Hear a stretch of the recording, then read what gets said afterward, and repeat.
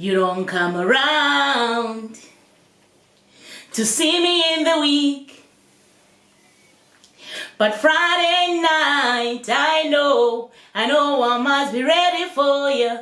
I must be ready for you. I'm no weekend special. Hello friends, welcome back to my Zulu Heart. Nonhle Duma here. So thank you for coming back to our Reflective Friday. Our candle is lit. And we have a drink. I have South African Oros. It's a beautiful squash that we grew up with, made of orange.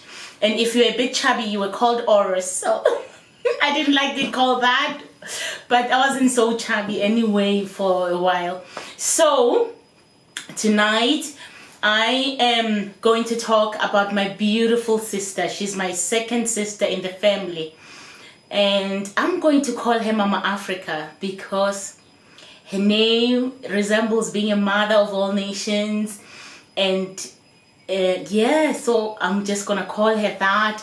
And the reason why I'm talking about her tonight is because she was clinically depressed. So growing up, you know, our parents had secrets. There were secrets that were kept within the family, and there were secrets that were kept amongst the adults. So the elders of the family, they would know things children wouldn't know. For instance, if there were visitors coming to our house, children would have to go and play outside, or if it's in the evening, you go to your bedroom. So if you were watching the telly in the lounge, nobody's gonna tell you it's time to get out. The look on your parents' faces, you know you have to evict yourself. So that's what we did. We deleted ourselves from the conversations, and you know, you eavesdrop sometimes you get it, sometimes you don't, because adult talks.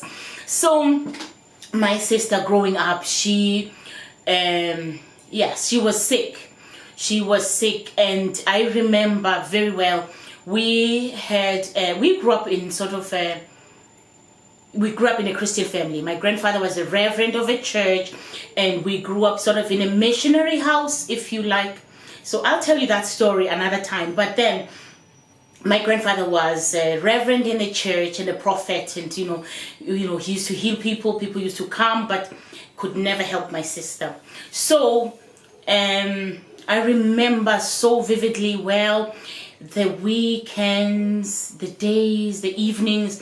My mom worked so hard on my sister. My mom went everywhere with my sister. If there was a revival tent, my mom was there with my sister. If there was a revival in the stadium, my mom went there with my sister. If there was a prophet coming from somewhere, my mom would be there. My mom spent a fortune. Seriously, she spent a fortune, because these things and the ceremonies involved, the things you have to buy in some of these churches and prophets, it was expensive. So my sister would be going to like these hand clapping apostolic churches where there'll be all night prayers. I remember some nights we'd be going, and there'll be like some sacrificial nights where they had things like a burning, incense burning. There'll be food offered to God. You know, the smoke goes up at certain hours. We went to the Zion one where it was very slow and all boring. We'll be falling asleep. We went to some where you saw people being whipped, and apparently they'd be saying they're whipping demons out of them. So yeah, so we grew up just my sister being sick, and I never knew what was wrong really. And there were days my sister as a teenager, because there's a bit of a gap between my sister and myself. She's a second, my mom's second, and I was the last. So, and there's 5 of us. So, and there's a big gap between me and my elder sister, who's now a pastor as well. So we spent just all this time in churches, in deliverance services. My sister would be getting people sort of exercising here, exorcism rituals, there'll be cleansing rituals, there'll be deliverance rituals. Sometimes she'd be putting water, you know, and most of the time I went because I was the youngest, and sometimes my mom had to take me with her, you know, especially when it's a long trip. We'd get into a car and we're going away for a while, because I used to be a crybaby. The clinginess my daughter is now, that was me when I was young. I used to cry for my mom for everything. So I was my mom's Louis Vuitton. So I went everywhere with my mom and my sister. There is no amount of money my mom did not spend on my sister. Though the things like passports and South African pass as an ID, they were scarce, but those days my mom and my grandpa and my sister, they had passports, because my mom would go, you know, abroad, go over everywhere, wherever she thought my sister was going to get help. And little did we know exactly what was wrong with my sister. And I remember some years we would be going to hospital, and there were a few Christmases that my sister spent in the hospital, because we'll wake up in the morning, celebrate my birthday, and then we get dressed, we eat our Christmas dinner, and then we go walk to the hospital, because there's no transport really on Christmas Day. It was quiet, so we just spend an afternoon, so we can go and spend an afternoon with my sister and bring her Christmas lunch. And you know, she would just be sleeping, she'd be quiet, and I really did not know. We just thought it was witchcraft.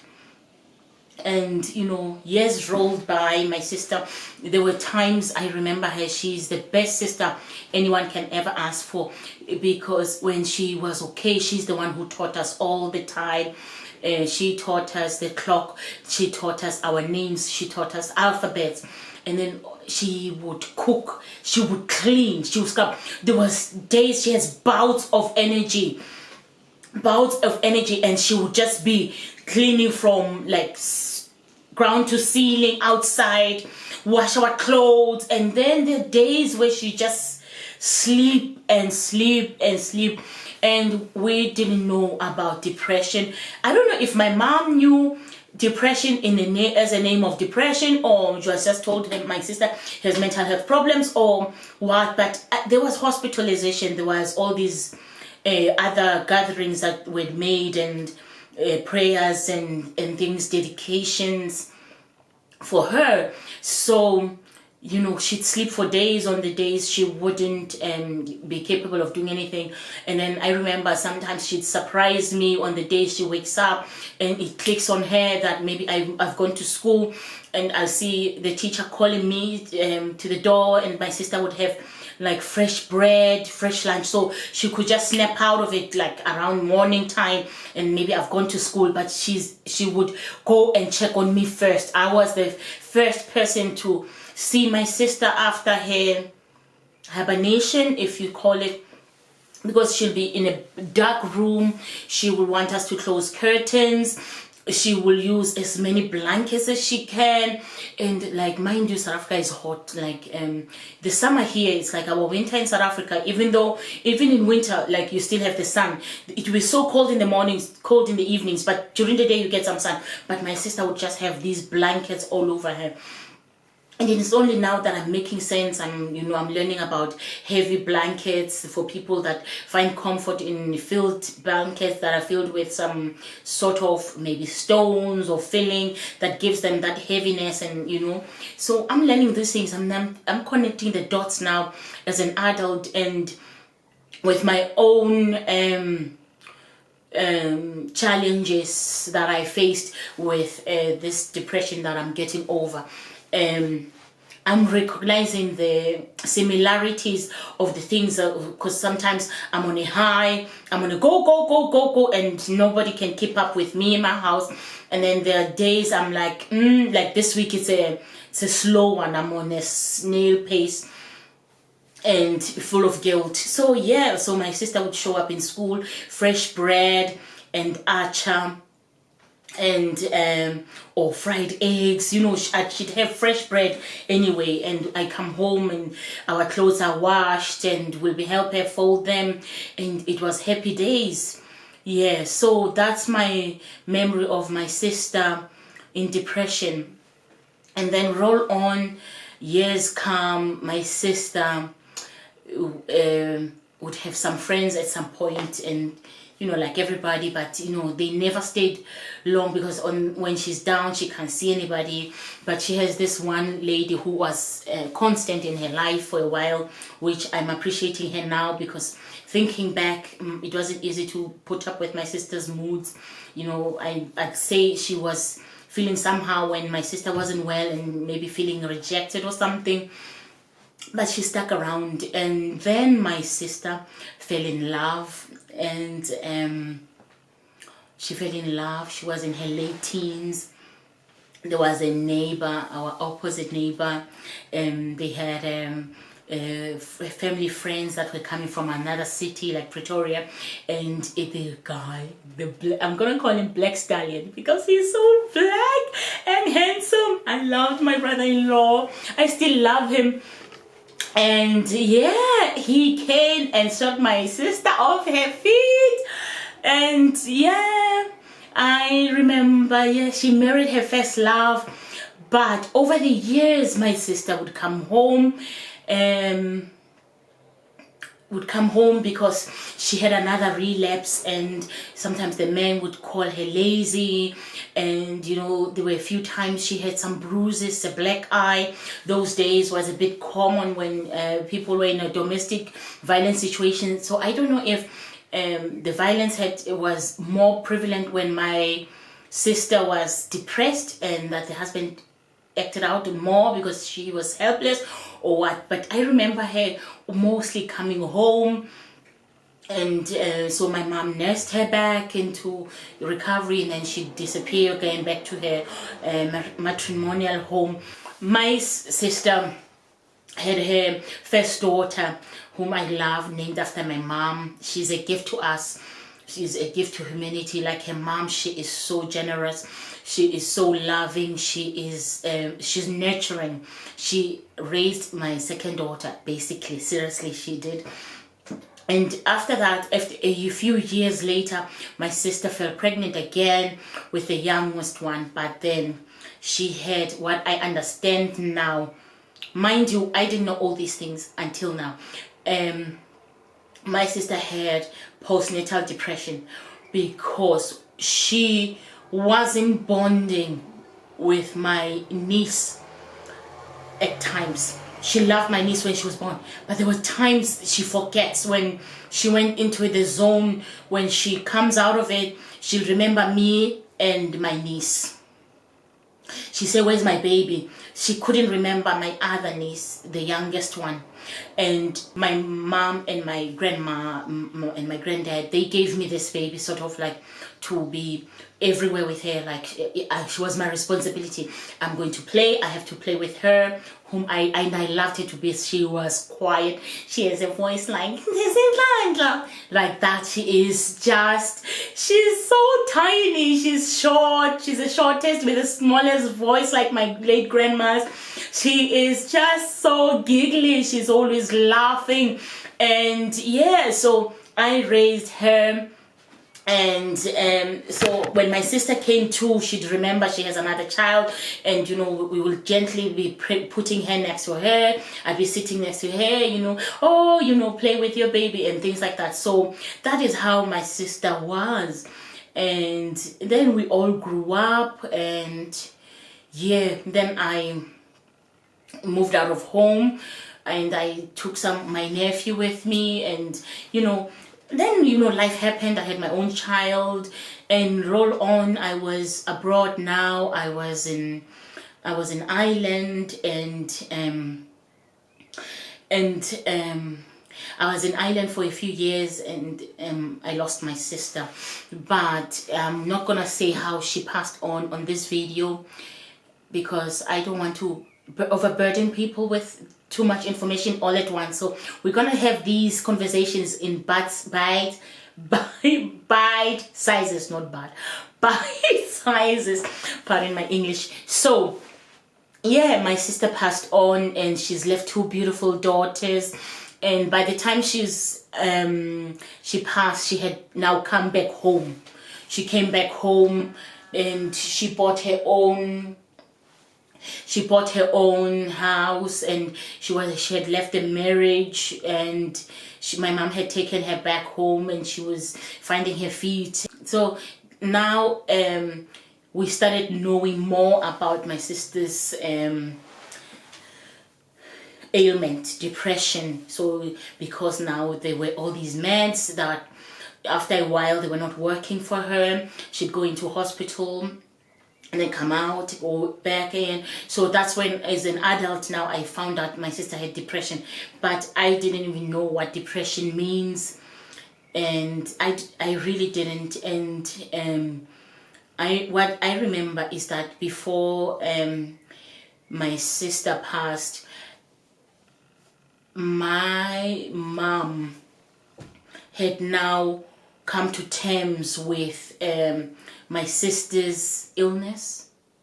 My mom had now, instead of feeling a stigma, she could talk about it to us. She could say, you know, I'm stressed. So my mom got to start sharing about what was happening. But before all those years, they were taking her to temples, to churches, to God knows where, you know, in the hope of getting her better.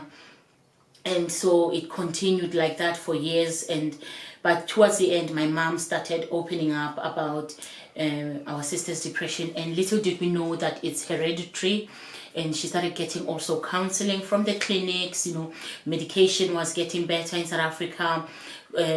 People were talking a little bit, so she would go to the clinic and get counseling. And in all this, what was strange is that my sister had so many friends then as an adult, especially when she came back from marital home. And I remember at her funeral, there were so many people. But we were so shocked at the amount of people we didn't know, and they were all knowing my sister. So she is Mama Africa after all. And you know, they came to bury her. So many people mourned her death. So I'm thinking that, you know, these things of secrets, family secrets, you don't talk about this or the death of this. And when we are children, when we find out things and we don't understand them and nobody talks about them, how do we deal with them? How do we deal with them? The family secrets. It's time to talk. We cannot be brushing these things under the carpet seriously and wish them away. Yeah, I do wish that I knew more about depression now that I have it. I'm fighting it. I don't have it, I am fighting it. And I wish I had known better about it to support my sister a bit more, because I wonder if she really got enough support from all of us for the dark days that she went through. And you know, the way my mom fought so hard to keep her daughter safe and alive, because I remember there were many a times my sister would just be so angry. My sister would threaten, and my mom, sometimes she'd use humor to get my sister to snap out of it. And sometimes my mom would get angry because, you know, to get my sister to snap out of it. Sometimes my mom would just sit with my sister and they would cry together, because my sister thought that the death would be a better thing for her. So there were times she says, oh, I'm better off dead, and you know, people who are dead are resting. So my mom would say to her, Mama Africa, who went there to heaven and came back and told you it's better that side? And she's fed up, she's tired. And my mom was saying to my sister, oh, better make sure I have paid the society, the burial club, like, so we call them society at home. So my mom says, so you better make sure that I've paid the funeral club, so you will have a proper burial. You know, it was like a joke of the family after, but you know, my mother just didn't know sometimes what to tell my sister, So from her being a teenager to motherhood, nobody expected her to die at just before her 37th birthday. The day of her passing is coming so close, so I might as well do this in remembrance of her, because she was an awesome sister, and I loved her. Everybody knew, and when she passed, everybody was worried about me because they knew she was my favorite and I was her favorite sister. And to think that through it all, all those dark days, I just I felt bad about them, still loving my sister for the good times we had, and the Sunday sessions that she used to scrub the bejesus out of us, because she said we have to get ready for school on Monday, and hair scraping those afro hairs with those afro combs, and your hair would be drying so fast because the heat of Africa in the morning. Oh my goodness, she made sure we have proper clean uniform, washed, ironed, white beautiful socks, shoes polished. The polish will be dyeing the white socks, and my sister will make you scrub them out when you come back from school before she washes them again. And us shining Vaseline in the heat of Africa after being scrubbed on that Sunday evening. I just am remembering all those beautiful memories, and I thought, what a better way than to tell a story about my beautiful sister. I love her to death. I miss her so much. And yeah, I'm trying to do right by her children. They now call me mom because I'm their little mom, and so many times I just wish my sister was here to see them achieve, to see them grow. And then sometimes them and I would have a cry about her, like, why did she have to go so early? But then life goes on. But I just thought, in the memory of my beautiful sister, I should just talk about her and her struggles, and how some of these things are hereditary and we don't know them. And as Christians say, that these can be curses that have to be broken, the generational curses that needs to be broken. And those are things that exist. We have to, it's when we know what's in our past that we can bring them forth and pray about them or deal with them, cut them out, somehow break the cycle. We have to break our cycles when we are going through things. Let us look, is it in our family history? Is it in our ancestors? Did anybody before you suffer this? But some of us will never find out because of secrets. So maybe we should break the cycle of secrecy and treating all these things as a taboo to talk about them, because you will never solve what you do not know about. So the scripture I am taking from this time, thinking of what my sister went through, is from Ephesians 6:12. Ephesians 6 sits so well with me, the whole thing, right? The whole verse. I'm reading from New King James Version. The first one says, children, obey your parents in the Lord, for this is right. Honor your father and your mother, which is the first commandment with promise, that it may be well with you and you may live long on the earth. So us growing up as Christian family, in my family, we would fear our parents. So if they said nothing to us, we were gonna respect that decision. But now I see that some of the things had to be, approached, confronted, or spoken about. Maybe if they open up communication, it's a bit too late for our parents, but it's not too late for us to start saying, okay, we shouldn't put that respect too much that we oppress our children with knowledge, lack of knowledge, because we know people perish for lack of knowledge. So going down to 12 that I am going to talk about today, for me, is to understand what's going on with me, what went on with my sister, and the kind of battle that I'm facing, that God is helping me with my crazy faith to fight. Yes, Pastor Mike said it's crazy faith. So I'm going to stand on that crazy faith from Transformation Church. I'm going to crazy faith here, because the Bible says, for we do not wrestle against flesh and blood, but against principalities, against powers, against the rulers of darkness of this age, against spiritual hosts of wickedness in the heavenly places. So that is it. We are not wrestling against, the flesh. Whatever my sister, every time she was going for those exorcisms or deliverance, the beating her body used to take, they were thinking they were hitting the demons out of her, that she was possessed, and she was getting bruises for nothing. She was beaten, even though they said, oh, she's feeling nothing. She probably felt nothing because she was numb from depression and other things that were going on. So, but we know now that we do not wrestle against flesh and blood, but these things are spiritual, really are spiritual. So therefore take up the whole armor of God, that you may be able to withstand in the evil day, and having done all, to stand. So that's where I'm going to stop today.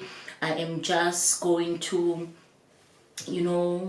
to just be thankful to God for keeping me way past my sister's age of passing on, and me being able to fight this, and still being here for my many children, because in my country it's not just my children I gave birth to.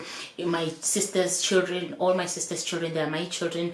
Their children are my grandchildren. Like now I'm a grandmother of so many boys. I'm so proud. We've just had a baby girl now. So I'm proud to say I have seen that day where I'm called grandma by big boys who are saying grandma, and the babies who are yet to say grandma. And yeah, so on that note, my message from last week was, guard your heart. Let's talk about these things. They exist, and let's not hide under religion. Let's not hide under Christianity. Let us not hide under culture. And we can overcome whatever. We shouldn't hide behind whatever we think is better or mightier for us, that we keep secrets and they kill us, because we know that there can be an early death. Some deaths are not supposed to come till later, so it could be avoidable loss. It could be avoiding loss of time as well, not just your life, your time, being sick in silence and denying that you need help. So I pray that everybody reading this will reach out. Those who are not suffering it will be able to support others better, and just to look at whatever else. In my family, it could be mental health, depression. In your family, it could be something else that you need to think, culture, tradition, religion, Christianity. I am not going to allow you to cover this secret. So it starts from us. So thank you so much for watching. I'm going back to my drink, my Oros. This was my sister's favorite. Of course, it wouldn't have oranges for her inside, but I just love mine looking like a mocktail for a Friday night. So stay safe. Stay at home. Please like and subscribe and comment below. I love reading the comments. Thank you for the previous comments. We are getting talking. Thank you for sharing the videos. Seeing the views are going up. Let's share the good news. Let's share the bad ones. We are gonna come out of this better people. Cheers, everybody. See you in the next one. Bye.